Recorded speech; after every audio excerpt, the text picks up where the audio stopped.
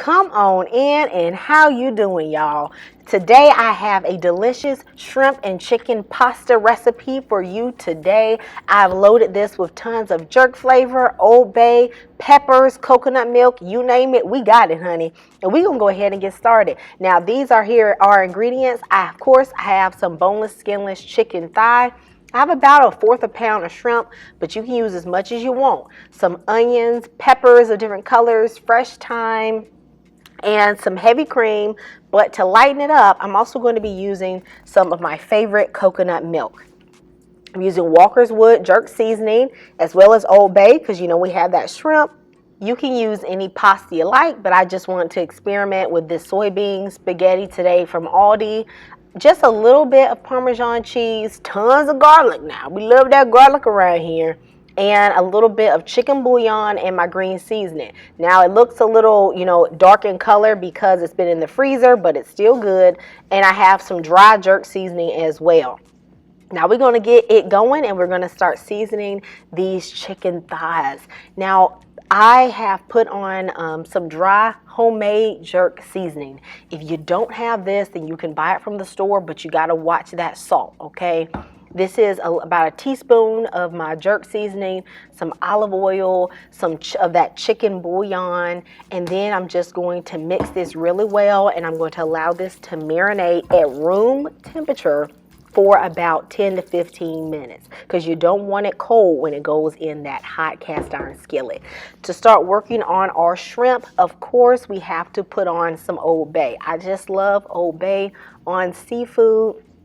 Use however much you want, okay? This is not baking, okay? Just do what you want to do, okay? I'm putting a pinch of dry jerk seasoning and a little bit of this green seasoning. If you don't have this, just skip the green seasoning and just a little bit of the jerk paste. I'm going to mix this together, and I've had my cast iron skillet on a medium heat with some olive oil.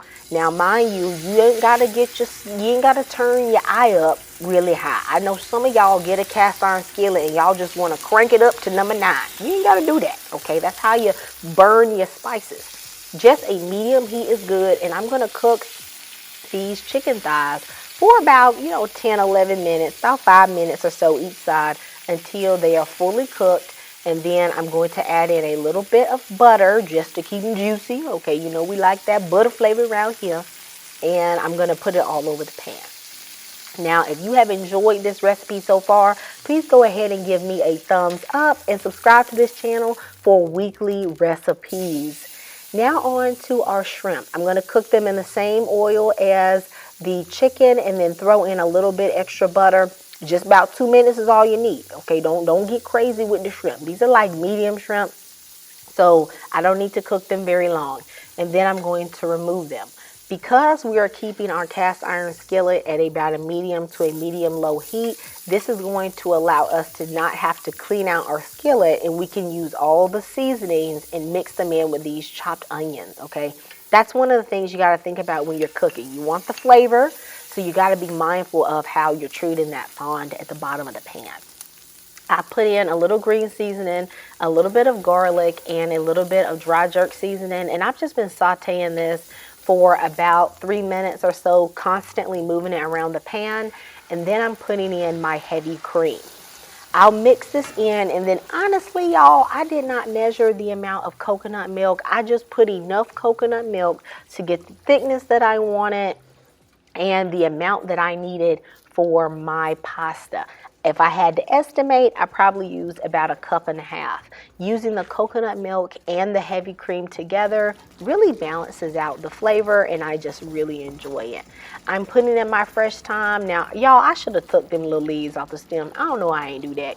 You do it though, okay?